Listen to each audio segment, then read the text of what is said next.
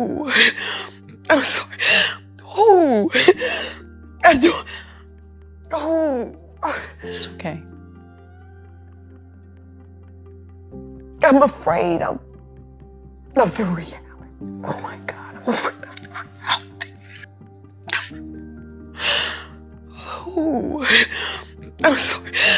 Oh. Hey everyone, welcome back to the channel. So today, we need to talk about something that's been weighing on me heavily, and it involves Ashley Braxton. Ashley is not one of the Braxton sisters we see on TV. She's actually Michael Braxton's daughter. Michael is the only brother in the Braxton family. You've got Tony, Tamar, Tracy, Tawanda, and Trina as the sisters. But Michael has been pretty much absent from everything public, from the show, from interviews, from family appearances, and we're gonna talk about why that might be. After my last video, you guys came through in the comments saying Tamar was abused. I didn't know the full extent of what she'd been through, so I went back and watched old interviews and clips, and it gave me a completely different understanding. Pieces started connecting that I didn't even realize were there. Now, Tamar and Ashley seem to have this connection. At first I thought, okay, that's her niece, maybe they're just close, but it's deeper than that. These two women have something painful in common: abuse. They've both experienced it. And when you sit with that information, you start to see why they might understand each other in a way other family members don't. And here's where things get really uncomfortable, you guys. The common denominator in both of their stories? Michael Braxton. Now, I'm not sitting here making direct accusations, okay? I want to be very clear about that. But I am asking you to follow the trail, to connect the dots with me, because when you look at the evidence, when you look at what's been said, there's a pattern here that we can't ignore. Let me put it this way. If I told you there were 2 fires in 2 different houses, and the same person was present at both locations when those fires started, you'd start asking questions, right? You wouldn't necessarily say that person started the fires, but you definitely want to know more. That's where we are right now. So let's talk about Tamar's timeline. She stated publicly that she was abused from ages 6 to 16. That's a decade during her childhood. Her brother Michael is older than her, so he would have been a teenager and then a young adult during that time. Tamar also said something really important. There were 2 perpetrators. 2. So the question becomes, who was in that household? Who had access to Tamar during those years? Now, we know for a fact that Michael has displayed abusive behavior. We know this because his own daughter, Ashley, has said it. I've shared videos before where Ashley talked about being bullied by her father, about being told to stay quiet about what went on in their household, and that right there should make everyone pause. Why would someone tell a child not to speak about what happens at home? What are you hiding? What are you trying to keep quiet? When you silence a child like that, when you create an environment where they feel like they can't talk about their reality, that's a massive red flag. That's not normal family dynamics. That's control. That's fear. That's covering something up. And here's another thing that's been bothering me. Why is Michael never part of the show? Like, seriously, why do we know so little about him publicly? The sisters are out there, they're doing interviews, they're on reality TV, they're sharing their lives. But Michael, he's a ghost. He's absent. And his own daughter has labeled him as abusive. His own daughter has come forward with these claims. So yeah, something feels very, very off here. Something doesn't add up, and the more I dig into this, the more uncomfortable the truth seems to be. I've been rewatching Tamar's interviews multiple times, and every time I feel more empathy for her. I'm focusing on these interviews because they reveal dysfunctional family patterns. And when you understand Tamar's story, you start to see how it connects to Ashley's. Ashley has talked about feeling abandoned, manipulated, emotionally neglected. When you put that next to Tamar's experiences, the parallels are striking. I'm going to show you some clips so you can compare what Tamar said with how her sisters reacted. So, let's break down Tamar's interview on Tamron Hall. This interview was heavy, you guys. Tamar shared so much, probably more than people were expecting. She disclosed that she was molested from ages 6 to 16. Former manager Vincent Herbert ended, and she made the heartbreaking revelation that as a child, she was molested by multiple family members. As she tried to heal, Tamar rebounded with a new love, David Adefeso, and another show, Tamar Braxton, Get Yelled. There's that timeline again, and she talked about feeling betrayed, deeply betrayed by her family. She talked about her experience on Ayanla, Fix My Life, and how she felt exploited for television ratings. She said that a family member disclosed her trauma to the producers without her permission. Can you imagine? Someone in your own family taking your deepest, most painful secret and handing it over to television producers for content? That's a violation on top of a violation. That's re-traumatizing someone who's already been through hell. well. Now, something stood out to me in that interview. Tamar used a specific term. She said she was domestically sexually abused. I wasn't familiar with that exact terminology, so I looked it up. This term refers to coercion and non-consensual behavior within a domestic setting, typically involving family members or people in the same household. So when Tamar uses that language, she's being very specific about what happened and where. I'm not making accusations, I'm just explaining what these words mean. What really gets me is how deeply Tamar's trust in her family has been broken. She doesn't trust them, you guys. She said that. She feels betrayed by the people who were supposed to protect her, who were supposed to believe her, who were supposed to stand by her. And this is why I keep coming back to Tamar in this discussion, because her experience gives us context for understanding what Ashley might be going through. If this happened to Tamar, if she was abused in this family and nobody protected her, why is it so hard to believe that the same thing could have happened to Ashley? Was found unconscious after a suicide attempt. What was that moment like for you? You all being so close and living your life so publicly. What was that moment like for your family? Go ahead, Trina. Well, first of all, I was very disappointed in finding out via social media because our family is closer than that. And to have someone else regurgitate that story to us, well, or I can only speak for me. Right. But for someone else to tell me the story of something that happened to my own family is very disheartening. And as a family member, I would not have allowed that 911 call to happen the way that it did. And I think that as protectors of our family, as protectors of our sister, I think things would have gone differently had we known at the time that it happened. How did the 911 call get out? On social media. Was it the boyfriend? I'm sorry? How did the tape get out? Was it the boyfriend that put it out there?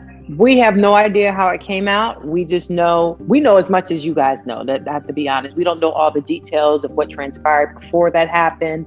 We don't know what happened while the paramedics were there. We have no idea. We just know what you guys know. We know what we heard from the 911 call. As Trina stated, we heard everything on social media. Trina called me in the wee hours of the morning, and that's how I found out. And I looked on social media and was like, why is this everywhere? And we don't know about this. I just think that the protocol should be, you call the family members first, and then, and then allow it to leak out to the media. Whose fault? I wouldn't have done it that way. Whose fault is that though? Is it network? Is it because that's that's not network. That's not network wasn't there. That's an inner person. Right. Network wasn't there. The network wasn't there. How would they even know? Exactly. Yeah, then they found out the same way that we found out on social media. So what do y'all think about David? Oh, I don't. I have my own life. I don't think about David. Who? David. Who? I'm Mariah Carey. Who? The guy with the dreads. Who? Then my husband said about who? My husband has dreads. Well, moving on. Well, after the trailer of season 7 of Braxton Family Values was released, Tamar took to social media to voice her concerns about being used for a storyline. She posted, "I am no longer employed by WeTV, and they're still using my hurt and me to make a coin." What do you think about that? And is it fair for the network to cover that? Well, I'm going to say this very blatantly and very honestly. During season 7 of Braxton Family Values, we do not talk about Tamar's physical or mental health. We talk about how it affected us, but we do not physically address Tamar's hurt, pain, or experience.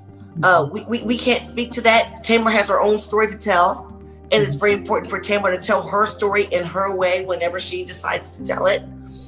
We in no way, shape, or form addressed how Tamar is doing or how Tamar is feeling. We only addressed how we felt, as we're doing now, how we felt when the situation happened, when it came to us. We have no horse in that race. All we want is for our sister to have peace and health and well-being, and of course our nephew Logan. I would think it'd be normal to film your reaction because that's your sister and she's part of the show. Exactly, our reaction, so but we cannot speak for her. It would be fake to not talk about your sister when something so tragic happens. Like, I think That part. that's, you know what I mean? Like, I think if you didn't react to it, people would say, what the hell? They don't love their sister? I mean, it's damn if you do, it's damn if you do, and damn if you don't. If we didn't say anything, we're insensitive. And now that we are saying things, and we're only speaking on how it, like Trina said, how it affected us, how we were affected in this situation. Because medically speaking, like a lot of doctors will tell you that it's important for the victim to understand how it impacted your family and your friends and your loved ones. It's important for them to see that. So maybe they can get themselves together a little quicker. I'm just saying that, it's unfair, really, but we definitely touch on how we experienced it and how we felt when we found out about it. And I don't think anything was wrong with that. Right about that, Tuan. Tamar also insisted the footage from the show was staged, specifically referring to when you all found out about the attempt. What are your thoughts on that? I know sometimes you have to reenact things. Staged? What was staged, though? I think the reaction, like when y'all, the reaction to finding out about her. Well, it was merely a question. That's the same question that you're asking us. It was a question that the producers asked us. Hey, how did you feel when this happened? How did you feel when you found out about it? So it's not really reenacting that. It's about expressing and answering the question of how we felt and what we experienced when we found out about it. It was just a question. It wasn't a reenactment. I don't look at it as I think it's supremely unfair to attack us as a family, to continue to work and to get ostracized for it because we didn't have the same experience that she did. And it's unfair because we did not speak in any way, shape, or form about Tamar and her situation. We did not make that 911 call. We did not say anything to the media in regards to Tamar's situation. We did not openly say anything about what's happening with Tamar's situation, except for the fact that we love her and we're here for her and we're in her corner. And yet we are the ones who are being ostracized when we are not the ones who are putting things openly in the media. It's completely unfair. It's completely unfair and unwarranted. Is it fair to say if the tape wasn't put out there by whoever put it out there, no one would even know anything because it could have been private, and then her privacy could have really been protected. She could have healed on her own without us even knowing about it to talk about it. Is that fair to say? That part, yes. Well, I think whoever did that, and if anyone could get to the bottom of that, I think that's the person, and that's none of my business. And I know people, you're bringing Tamar's. Me and Tamar have squashed our little thing on the show. So I have no dog in this race either. You know what I mean? I just want to be clear about that because I know people, I don't want her to get upset or the people watching. I feel like the person who put that out there and so quickly, and on the tape, it was really weird him talking about the network who does that when their girlfriend's going through a crisis. I just don't understand. If my man was on the phone talking to 911 when I'm sick and you're talking about Bravo TV, I would be like, mother, what the fuck? Hello, I'm not doing well. And if that tape gets out, that's the person who's responsible for putting her on. That's right. It was not done by her family. Well, I really hope that she's doing okay, and you guys keep that bond going because it's clear y'all love each other. Y'all have issues like every other family does. Oh heck yeah! We're gonna take a break, and we'll talk about taking a break from reality TV, if that's even possible. So we'll be back with more when I come to Atlanta. I'm hanging with all three of y'all sisters. Come on through. Yeah, come on, Claudia. Drinks. We're gonna go for. Let me know. Come on in the room. Come on in the room. Some Long Island iced teas. We're gonna have all that. Okay, let's. Well, you know how we do when we hang out, Claudia. You've been at my place in Atlanta. We had fun. Yes. You're a good time. You're a good time. Oh, y'all are cool. I like y'all. You're a good time. I rocked with y'all. Seriously. Of course, Claudia. Okay, so look, with all the stuff that's happened, the chaos, the ups, the downs, have y'all ever thought, look, we need to take a break from reality TV and just kind of like, focus on strengthening the family and all that kind of stuff? Or is it like, no, I'm cool. Did it ever get to the point where you felt like, I want to take a break from it? Time out? It got to that point, but I said I had to take a break from my sisters. That part. I had to take a break from my sisters. I love them. I love them so much. But you know, I ain't no little kid or no 20 years old no more. I'm just like, you know what? I gotta have a break from them. You know, let me figure out my family. Let me figure out what's under my threshold right now. Let me get that together, and then I can deal with my sisters. I can't deal with both of them. I would say it's probably a lot. And speaking of taking a break, y'all sister Tamar unfollowed all y'all and your mother on social media. Were y'all surprised when y'all get unfollowed? I feel a little bit hurt. Like I'd be like, oh no. It's not like she's never done it before, Claudia. Let's just be honest. It's not like she's never done that before. Okay, she's unfollowed us before.